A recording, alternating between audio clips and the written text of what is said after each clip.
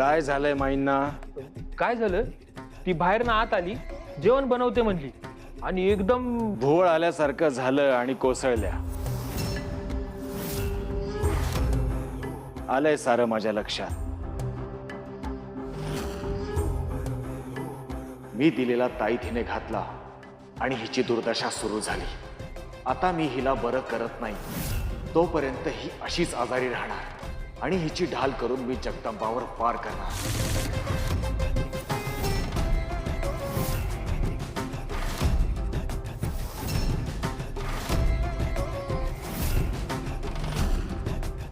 साधू बाबा, माझ्या बायकोला लवकर बरं करावं. तिची अशी अवस्था पाहत नाही, कधीच एवढी आजारी पडत नाही होती. करतो, सगळी नीट व्यवस्था करतो.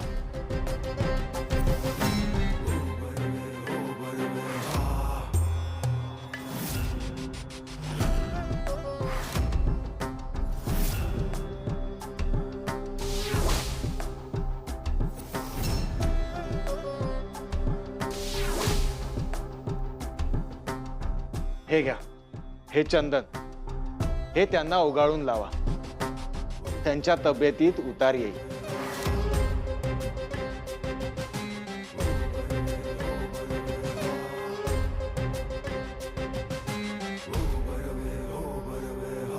उतार कसला पडतोय? तब्येत आणखी बिघडणार आहे हिची आणि त्यासाठी पूर्ण तयारी झालीये.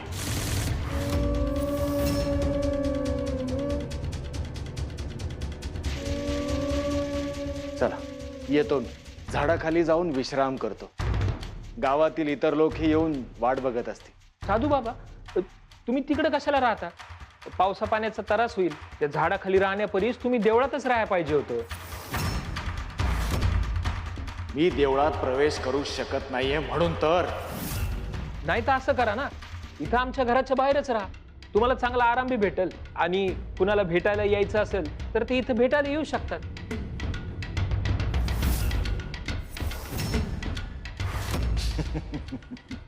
हेच तर हवं होतं मला. हरकत नाही, तुम्ही इतका आग्रह करतच आहात तर राहील इथेच, तुमच्या घरापाशी. वा वा साधू बाबा, तुमची कृपा आमच्यावर अशीच अखंड राहू दे. या, मी जागा दावतो तुम्हाला.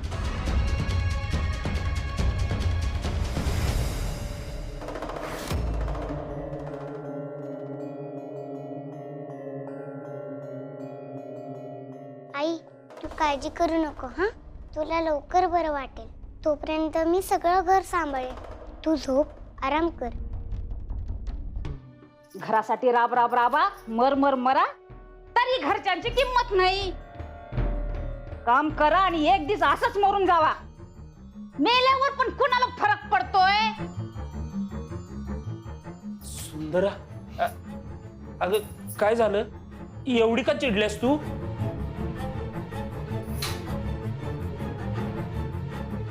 चिडू नाही तर काय करू? मोठा पराक्रमच करून आलात ना तुम्ही. आरतीचं ताट घेऊन ओवाळते तुम्हाला. मी काय केलं? सांगत होते त्या महाराजांना घरी घेऊन या, त्यांचा मान सन्मान करूया, त्यांची सेवा करूया. तर नाही, हे तू सांगत होतीस? अगं हे तर मी सुचवत होतो. तू हे गुप्तधन तू ठेवाय नको होतस. आता ठेवलेस तर ज्यांनी मिळवून दिलं त्यांना काय द्यायला पाहिजे का नको? वय मीच सांगत होते, पण तुम्ही ऐकलं नाहीत. एक गोष्ट धड जमत नाही तुम्हाला. अगं आता एवढं फडफड करायला झालंय तरी काय झालं? समजा वाटोळ झालं. तो जनक बाबा साधू महाराजांना त्यांच्या घरी घेऊन गेला मुक्कामासाठी. आपण बसूया बोंबल्यात. सगळ्या गोष्टी नुसतं वरबडून घ्यायची सवय लागली आहे त्यांना. जरा काय बारीक सारीक काम केलं तर त्या चिमुरडीचा गावातर्फे सत्कार. कधी कोणाला वाटीभर तेल दिलं तर त्या जनक बाबाचं कौतिक आणि त्या गंगाईच्या मोठेपणाचं कौतिक आहेच. समदे फायदा यांनाच मिळाला पाहिजे. आम्ही बसतो हरी हरी करत. अगं फायद्यासाठी नाही ग, त्या गंगाई वहिनींची तब्येत खराब आहे म्हणून जनक बाबा त्या साधू महाराजांना घरी घेऊन गेल्यात. काय नाही, समधी नाटकं आहेत नाटकं. त्या साधू बाबांना हाताशी धरून समद्या गावाची तब्येत बिघडवतील आता. माझ्या मेलीचं नशीबच फुटकं, त्याला काय करणार.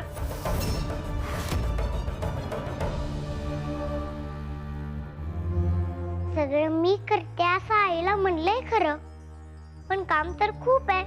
साफसफाई वगैरे मी करेन, पण जेवणाचं काय. आईला आजारपणात काय द्यायचं काही नाही, मला जास्त काहीच माहिती नाही. काय करू मी. तू जाई, तुझी मदत हवी. मी आईसाठी काय करू कसं करू एवढंच मला सांग.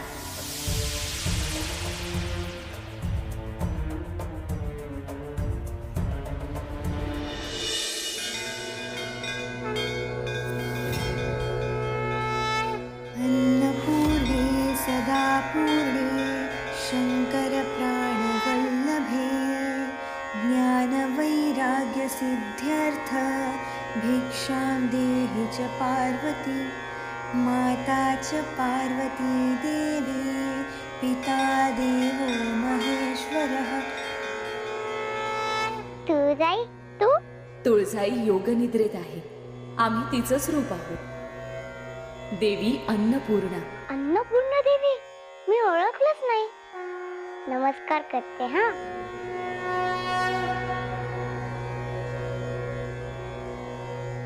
आम्ही तुझ्या मदतीसाठी आलो आहोत. खरंच माता पार्वती जेव्हा महादेवांशी लग्न करून कैलासावर गेल्या तेव्हा तिथं स्वयंपाकघरच नव्हतं. माता पार्वतीने महादेवांकडे मागणी केली की आम्हाला स्वयंपाकघर हवंय, परंतु महादेवांनी तर भुकेवर विजय प्राप्त केला होता. त्यांना त्याची गरजच वाटेना. त्यांनी सरळ नकार दिला. तेव्हा पार्वती देवी रागावल्या आणि भूलोकावर काशी येथे आल्या. तिथे त्यांनी अन्नपूर्णाचं रूप घेतलं, म्हणजेच आमचं.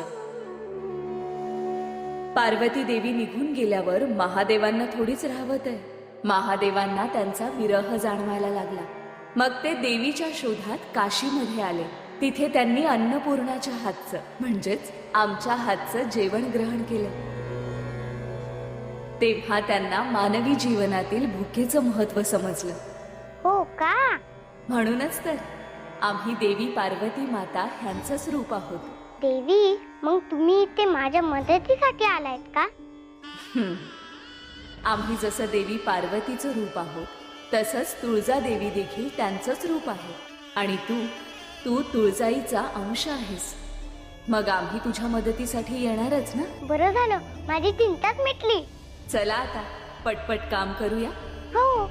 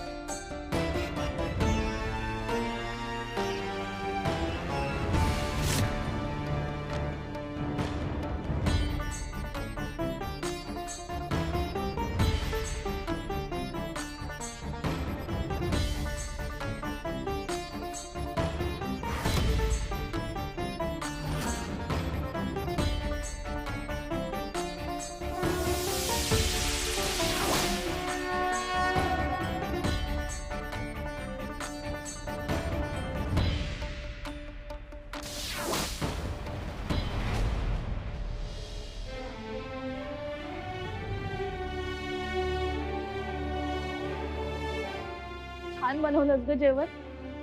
चव आहे तुझ्या हाताला. अगं, जे काय आहे ते तुझ्याकडनं शिकले मी आई. तुझा आणि तुळजाईचा आशीर्वाद आहे. मग छानच होणार की सगळं.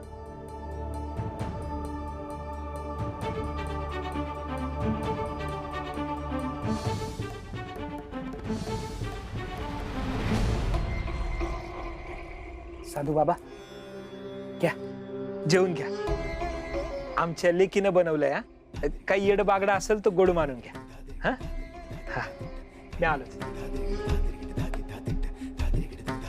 तुझी लेक आता माझ्या तावडीत येईपर्यंत ना सगळं गोडच मानावं लागणार आहे.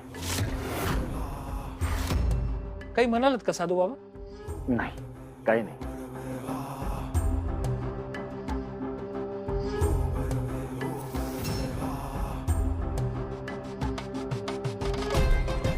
भूक तर लागलीच आहे.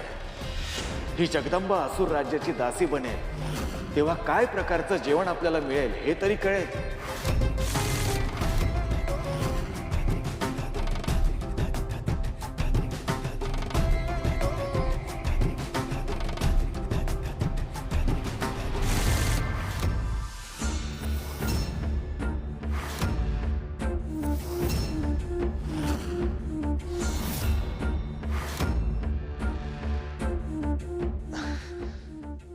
हे काय होतंय? या अन्नामुळे माझ्या शरीराचा दाह होतोय. जगदंबा दैवी अंश आहे, त्यामुळे मी तिच्या हातचं खाऊ शकत नाहीये बहुतेक.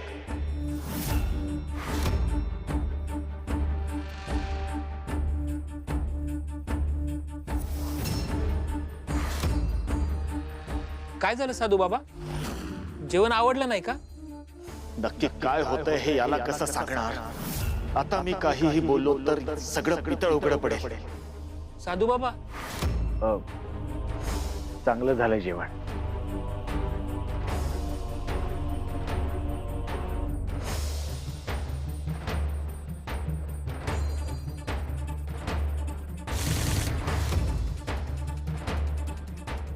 हिनं केलेल्या जेवणाचा प्रत्येक घास माझ्या घशात अडकतोय.